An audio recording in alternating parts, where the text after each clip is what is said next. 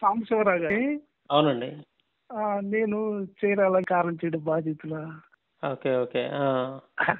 Sir ఈరోజు మీది video చూస్తూ నేను చేశాను మధ్యలో. ఏది కత్తి పద్మారావు గారి వీడియోనా? పద్మారావు గారి మీద ఓకే. ఓకే. దాని మీద నాకు చాలా చక్కని విశ్లేషణ చేసావు. కారంచేడు బాధితులను అడగండి రా పోయి అక్కడ అన్నారు చూడండి వాళ్ళు విసిరారు కదా. అప్పుడు నేను ఒక ముఖ్య బాధితుడిని నాయకుడిని అయ్యా నేను. మా గురువు గారు పద్మారావు గారి మీద ఇచ్చిన విశ్లేషణలో ఈ రోజు మీరు మాట్లాడుతుంది నేను వింటూ మీకు మధ్యలో ఈ పదాన్ని ఎప్పుడైతే కారంచేడు బాధితులు నాయకుడు రాయి నువ్వు అడగండి రా అని అన్నారు. పదానికి నేను మధ్యలో ఆపుకొని ఇప్పుడు చేస్తూ వింటూ ఉన్నానయ్యా. ఆయన వీరుడు కదా, ఉద్యమ వీరుడు, దళితుల్లో గొప్ప వీరుడు ఆయన. అవునయ్యా, అవును. వీరుడు ఆయన. ఆ వీరుడిని కించపరచడం అనేది చాలా తప్పు. చేసే పనులు క్రైస్తవ్యాన్ని కూడా ఇట్లా విమర్శించటము చాలా తప్పు, భయంకరంగా మాట్లాడుతున్నారయ్యా. నేను ఈ పద్మారావు గారి దగ్గర అన్న తర్వాత ఆ వీడియో చూసిన తర్వాత ఇప్పుడు వాళ్ళు ఎవరనేది ఇప్పుడు నాకు తెలుసుకోవడమే. నేను నా వ్యక్తిగతంగా ఇట్లా బైబుల్ని విమర్శించటం కానీ పద్మారావు గారిని టార్గెట్ చేయటం, వాళ్ళు ముగ్గురు మరీ భయంకరమైన బూతులు, భయంకరమైన మాటలు, చెప్పలేని అసభ్యకరమైన పదాలతో మీరు మాట్లాడుతున్నారంటే చక్కగా మీరు ఒకటి విశ్లేషణ చేసి మనువాదులు ఈ రకంగా చేసాడు అంబేద్కరిజం లేకపోతే ఇట్లా వస్తుంది నీతి ముద్ద ఇట్లా కట్టుకొని తిరగాల్సి వచ్చింది అనేది మీరు మాట్లాడడం అనేది చాలా నాకు బాగా చక్కని విశ్లేషణాత్మకమైనటువంటి వీడియో చూస్తూ ఉన్నానయ్యా. అందుకని మధ్యలో మీ నంబర్ చేద్దాము అని నేను మీకు కృతజ్ఞతలు తెలుపుదామని చేసాను. చీరాల్లో ఉంటారా మీరు? చీరాల్లో ఉంటాను. అదే నేను కారంచేడు బాధితుడిని. చాలా సంతోషం అండి మీరు ఫోన్ చేయండి. అంటే అప్పుడు ఆ ఇన్సిడెంట్ జరిగేటప్పుడు మీకు ఎన్ని సంవత్సరాలు? నాకు 22 సంవత్సరాలు అయ్యా. అప్పుడు యువకులే, మంచి యువకులే. నేను పూర్తి స్థాయిలో పోరాటంలో ఉన్నానయ్యా. నేను ఉద్యోగానికి పోకుండా నేను ఈ ఉద్యమాన్ని నమ్ముకొని పద్మారావు గారికి ముఖ్య అనుచరుడుగా ఉండా. ఆయన అంటే నాకు గౌరవం, నేనంటే ఆయనకి ఏమైనా లేని గౌరవం అన్నమాట. ప్రథమ శిష్యుడిగా ఆయనకి గౌరవంగా మేము నిలబడడం, ఆయన తీసుకురావడం, ఇక్కడ అనేక కార్యాలు చేయడము, ఆ ఉద్యమంలో పూర్తి భాగస్వామిగా ఉన్నా నేను. నాకు అప్పుడే మ్యారేజ్ అయింది. నేను ఈ విద్య భావాలతో నమ్ముకొని ఆ ఉద్యమంలో పార్టిసిపేషన్ చేశాను. మీరు ఆ ఇన్సిడెంట్ జరిగేటప్పుడు ఉన్నారా అక్కడ? లైవ్ లో ఉన్నారా అప్పుడు? నేను పోరాటంలో ఉన్నాను.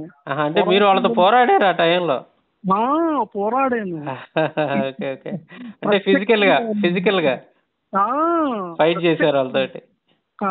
ప్రత్యక్షంగా వాళ్ళని అటాక్ చేయటం, మేము రండి అనుకోవడం, కలబడటమే. ఇప్పుడు గద్దర్ గారు పాటినట్టుగా కలబడి నిలబడి పోరాటం చేసినటువంటి బాధితులు అన్నట్టుగా మేము కలబడ్డాం. మేము వాళ్ళు నా శక్తి సాలక మనం బయటకు రావటమే కానీ ఇరుపక్షాల నిలబడి పోరాటమే అన్నమాట. వాళ్ళు రండిరా అంటాం, మనం రండిరా అనుకుంటా ఒకళ్ళమే టై అయిపోయాం చోటకు వచ్చేలేక. వచ్చేలేకి వెనకమాల నుంచి ఇంకో బజార్ ఉంది, గంటావూరి బజార్ అని. ఆ బజార్లో నుంచి మా వెనకమాలకు వస్తున్నలేకి మనం ఇక ఇదేవటం జరిగింది. పూర్తి స్థాయిలో అప్పుడు ఆ ఉద్యమంలో నేను ఆ గొడవలో ఉన్నాను. తలా ఒక కర్ర జిగితే తీసుకొని బాగా ఫైట్ చేశారు. ఒక్కొక్కడు 20-30 మందిని ఎదుర్కొన్నారంట కదా? ఒక్కొక్కళ్ళు 20 మందిని ఎదుర్కొన్నారంట కదా బాడిసలో కర్రలో ఏ జిగితే తీసుకొని. అవును. ఈ యవాసు, తేడా యవాసు, దుడ్డు రమేష్ ప్రత్యక్షంగా నా ముందు చచ్చిపోయిన వాళ్ళు వీళ్ళు. వాళ్ళ అరుపులు, కేకలు నేను ప్రత్యక్షంగా విన్నవాడిని. ఆ దాడిలో నేను ఉన్నవాడిని అయ్యా. అప్పుడు పద్మారావు గారు రావడం మనకి ప్రత్యక్షంగా పోరాటంలో ఈ విషయంలో ఆయన అసలు నిజంగా ఆ టైం, ఆ రోజులు ఎలాంటి రోజులు, వాళ్ళ ఆధిపత్యం ఎక్కువగా ఉన్న రోజులు ఒకటి. తర్వాత మన వాళ్ళు అంత చదువు సంజయ్ పెద్దగా అంత నాలెడ్జ్ లేనటువంటి పరిస్థితులు అయ్యి కాయ కష్టం చేసుకునే రోజులు ఎక్కువగా అయ్యి, తర్వాత ఏంటంటే ఎన్టీ రామారావు ఎవరైతే దాడి చేయించాడో వాళ్ళ వియ్యంకుడే అధిక సీఎం గా ఉన్న రోజులు కదా అయ్యి. అవును అవును అవును అవును అటువంటి రోజుల్లో వాళ్ళని ఎదుర్కొని నిలబడి ఆ ఉద్యమాన్ని ధైర్యంగా తీసుకెళ్ళాడంటే, ఆ అవును. విధంగా తీసుకెళ్ళాడంటే నిజంగా ఆయన అసల అబ్బో! దళితుల్లో నిజంగా ఆయన గొప్పగా చెప్పుకోవాలి ఆయన్ని మనం. నిజంగా. వాస్తవం కదా! వాస్తవం అది. రియల్ రియల్ హీరో అనమాట. అవును. అవును. ఆ ఆ! విషయంలో మాత్రం ఆయన ఆ మహానుభావుడు గాని మనకి అసలు అక్కడ ఈ ఉద్యమానికి నాయకత్వం లేకపోతే మనం కూడా చెల్లాచెదురైపోయేవాళ్ళం. పైగా ఆయన ఆయన కూడా చాలా బాధలు పెట్టారు కదా! జైల్‌లో ఎయటం గాని, చంపాలని చూడటం గాని ఆ టైంలో. రాజమండ్రి జైల్లో పెట్టడం, మనం పోయి ఇడిపించటం, మళ్ళీ పోరాటం చేయటం, మహిళలు మొత్తం మన ఏది బాధితులు మహిళలు పోయి ఎన్టీ రామారావు ఇంటి ముందు హైదరాబాద్‌లో పెద్ద ధర్నా చేయటం. హ్మ్. అరెస్ట్ చేస్తే రాజమండ్రి నుంచి మరలా ప్రభుత్వం మళ్ళీ ఇడిపించటం, మళ్ళీ గొడవలన్నీ రాస్తారోకోలు, రైలు రోకోలు జరుగుతున్నాయి అని ఎందుకులే వాళ్ళ నాయకుడిని విడిచిపెట్టుదామని విడిచిపెట్టారు అప్పుడు. హ్మ్. మళ్ళీ ఒంగోలులో పెట్టారు, మళ్ళీ ఇంకోళ్ళు జైల్లో పెట్టారు పద్మారావు గారిని. అబ్బా! ఆ! చాలా చోట్ల అనేక పాపం భార్య బిడ్డలు మన కోసం ఇక్కడే 6 నెలలు ఆ! అంటే పూర్తి స్థాయిలో మనకు పూర్తి పునరావాసం కల్పించిన దాకా ఉన్నాడు. హ్మ్. ఇంకూ మనం ఒకే కుండలో ఒకే చోట ఎలా మనం ఇక్కడ జీవనం సాగించాలని ఒకే కుండలోని 6 నెలలు అన్నమాట. అబ్బా! ఆ! ఉండటం ఆయన ప్లానింగ్ చూడు అసలు ఆ ఆలోచన జ్ఞానం. హ్మ్. విడివిడిగా ఉంటే ఎట్లా వండుకునే స్థితి లేదు కదా మనకప్పుడు ఇక్కడికి వచ్చి చీరాల్లో. హ్మ్. ఏ క్యాంపస్ నడిపి ఆ క్యాంపస్‌లో ఒకే కుండలో వండుకోవటం. ఈ 436 పిల్లలు, తల్లులు ఒకే చోట వండుకోవడం, ఒకే చోట తినటం. ఈ పద్మారావు గారు మనందరిని ఎడ్యుకేట్ చేయటం. అనేక ప్రాంతాల్లో ఇదిగో వీళ్ళు బాధితులకు అన్యాయం జరిగింది. ఇట్లా చంపారు, నరికారు వీళ్ళని. హ్మ్. అని అనేక ప్రాంతాల్లో ధర్నాలు, రాస్తారోకోలు పెట్టడము. హ్మ్. వాటన్నిటికీ స్ఫూర్తిగా పద్మారావు గారు నిలబడి ఎంతో ఉద్యమాన్ని నడిపాడయ్యా ఈడ. ఆయన్ని ఆ ఎన్‌కౌంటర్ చేయడానికి కూడా తీసుకెళ్లారంట. ఆడ కొండ మీదకి ఏదో ఊరు చెప్పాడు. ఒక రైతులో తీసుకెళ్ళారు. ఆ! విజయవాడలోనయ్యా, విజయవాడలో చలో విజయవాడ అని ఒక పిలిపిస్తే అని 2, 3 సార్లు ఇచ్చాడు. ఆ! బస్సులో ఈయన ఈ ఉద్యమం జరిగేటప్పుడు చలో విజయవాడ గాంధీ మున్సిపల్ హై స్కూల్‌లో పెద్ద బహిరంగ సభ తారక గారు, పద్మారావు గారు వీళ్ళు పెట్టారు. హ్మ్. ఇక్కడ నుంచి మనం ఒక పక్క రాస్తారోకో నడుచుకుంటా గట్ట పాదయాత్ర, ఒక పక్క సైకిల్ యాత్ర విజయవాడ చేరాలి మనం బాధితులని. హ్మ్. అందరూ అక్కడికి రావాలనే ఉద్దేశంతో పిలిపిస్తే చలో విజయవాడ అని ఆ సభలో పద్మారావు గారిని పట్టుకొని వెళ్ళడం, ఆ సభను విచ్ఛిన్నం చేయటం, అబ్బో చాలా దారుణాలు జరిగిపోయినాయి. అప్పుడు ఎస్పీ వ్యాసో ఎవరోని అనుకుంటాయా హ్మ్. ఆ సభను విచ్ఛిన్నం చేసేసి పద్మారావు గారిని అరెస్ట్ చేసి తీసుకెళ్ళారు ఆయన్ని. హ్మ్. అంత గొప్ప కార్యం పాపం ఆయన మన కోసం జరిపాడు, పోరాటం జరిపాడు. పాపం ఆయన ఆ మాటను నువ్వు ఉచ్చరించినందుకు నేను సంతోషిస్తూ తట్టుకోలేక నీకు ఫోన్ చేసి అంటే వీడియో పెట్టేసి ఆ! పద్మారావు గారిని మన కారంచేడు బాధితులను పోయి అడగంటారా మీరు, ఆ! వాళ్ళు ఏమి చెప్తారు, వాళ్ళ నాయకత్వం ఏంటో, వాళ్ళ ఆయన పని విధానం ఏంటో ఆ నాయకత్వాన్ని అని మీరు ఉటంకిస్తుంటే నాకు చాలా సంతోషం వేసిందయ్యా. ఈళ్ళు నిన్నగా మొన్నొచ్చినోళ్ళు గదండీ! ఈళ్ళు బచ్చాగాళ్ళు ఆ వాగేవాళ్ళంతా గూడా. ఆ, ఈ కత్తి పద్మారావు గారిని అదని ఇదని మాట్లాడుతా ఉన్నారు. వాడు వీడని మర్యాద లేకుండా కనీసం వయసుని బట్టి గౌరవం గూడా లేకుండా దుర్మార్గులు. ఆ, ఆ! వాళ్ళు ఆ విధంగా మాట్లాడుతా ఉన్నారు. వాళ్ళేమో నిన్నగాక మొన్నొచ్చినోళ్ళు పుట్టినోళ్ళు గదా! వాళ్ళకేం తెలుసు అందుకే అన్నాను ఆ మాట. అన్నారు అంతే. వాస్తవానికి నేను చిన్నోడినే. ఆ టైంలో నాకెంత ఒక 6 ఏళ్ళో ఏమో ఉండుండవు. 84లోనా అది జరిగింది? 85లోనా? 85 అయ్యా, జూలై 17, 85. 85 అంటే నాకొక సుమారు ఒక 5, 6 ఏళ్ల వయసు అట్లా ఉంటది. కారం చేడు అనే మాట అది మా పెద్దోళ్ళు అనుకోవటం అది మనసులో ఉండిపోయింది. అంటే ఆ వయసులో అదంతా గ్రహించి వాళ్ళు మాట్లాడుకునేది గ్రహించే అంత శక్తి మనకి ఉండదు గదా! తర్వాత వయసు పెరిగే కొంది ఇక ఏంది అసలు కారం చేడు అంటే ఏంది? ఆడేం జరిగిందనేది ఒక అవగాహనొచ్చింది. తర్వాత ఈ మధ్య కాలంలో మన ఆ కత్తి పద్మారావు గారు ఓ పుస్తకం ఏదో రిలీజ్ చేశాడు. కారం చేడులో జరిగిన ఇన్సిడెంట్‌కి సంబంధించి. విజయవాడలో ఉన్నాయా, విజయవాడలో. ఆ! అప్పుడు కొన్ని విషయాలు చెప్పినప్పుడు నాకు బాగా ఆసక్తిగా ఉండి నేనసలు ఈళ్ళు ఎవరెవరు? ఏం జరిగిందని కొద్దిగా మీ బోటోళ్ళు మాట్లాడిన వీడియోలు కొన్ని చూడటం జరిగిందనమాట. అవునా, విజయవాడ వచ్చారయ్యా మీరు ఆ పుస్తక ఆవిష్కరణకి. నాకు అప్పుడు లేదండి. నాకు పద్మారావు గారు నాకు పరిచయం లేదు. నాకు ఎవరు తెలీదు. పెద్దగా పరిచయం లేదు. కానీ ఇనేవాడిని. యూట్యూబ్‌లో అయన్నీ పర్టిక్యులర్‌గా వెతికి మరీ ఇనేవాడిని. అసలేం జరిగింది ఏంటని. అదేలే అదేలే హ్మ్. అట్లా. అదేలే. చాలా సంతోషంగా ఉందండి. మీలాంటి వాళ్ళతో ఒక వీరులతో మాట్లాడటం నాకు. అవునయ్యా. జాతి వీరులు, జాతి కోసం అవునయ్యా. నిలబడి ప్రాణాలు తెగించి ప్రాణాలు అర్పించిన వాళ్ళు కూడా ఉన్నారు. అవునయ్యా, అవును. నిజంగా ఇంకొక నాకు ఆశ్చర్యకరమైన విషయం ఏంటంటే కత్తి పద్మారావు గారి ఆయన మేధావి అని అనటానికి ఒక చిన్న ఇంకొక ఎగ్జాంపుల్ ఏంటంటే ఆ చనిపోయిన వాళ్ళందరినీ కూడా ఊరు మధ్యలో సమాధి చేయటం అనేది అసలు ఆలోచన రావటం గాని అట్లా చేయటం అనేది నిజంగా చరిత్ర. అది ఒక అవును. చారిత్రక సంఘటన అది. అవును, అవును. ఇప్పుడు సహజంగా చనిపోయిన వాళ్ళని ఊరు నడుము బొడ్లో పెట్టాలంటే ఎవరు ఒప్పుకోరు దానికి. ఏదో అవును. ఊరికి అరిష్టం అని అది ఇది అని ఏదో మాట్లాడుతూ ఉంటారు. ఆ, ఏడనో శ్మశానంలో కదా పాతి పెట్టాల్సింది అని అనుకుని ఉంటారు. కానీ అసలు వీళ్ళని మర్చిపోకూడదు. అవును. దళితులకి జరిగినటువంటి అన్యాయం అనేది చరిత్రలో అలా అసలు ఎవరు మర్చిపోకూడదు.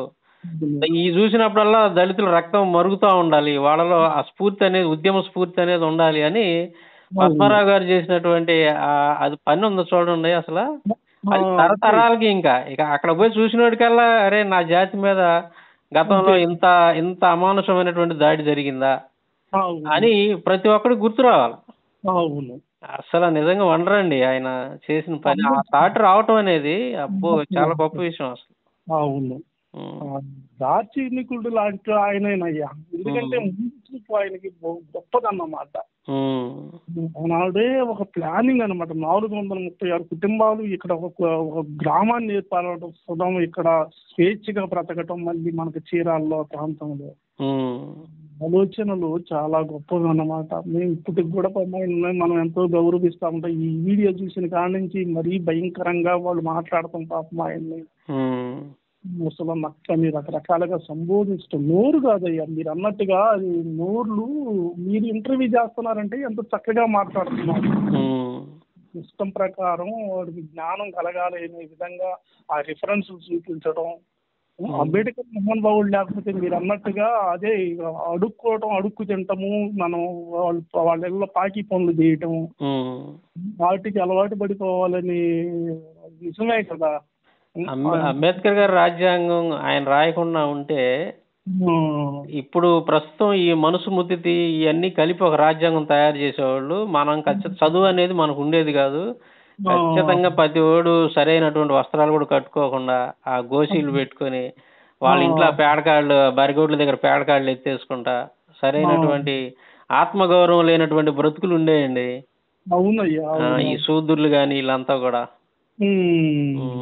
దళితులు కానీ వీళ్ళంతా కూడా సరైనటువంటి ఆత్మగౌరవం లేని జీవితాలు గడుపుతుండేవాళ్ళు.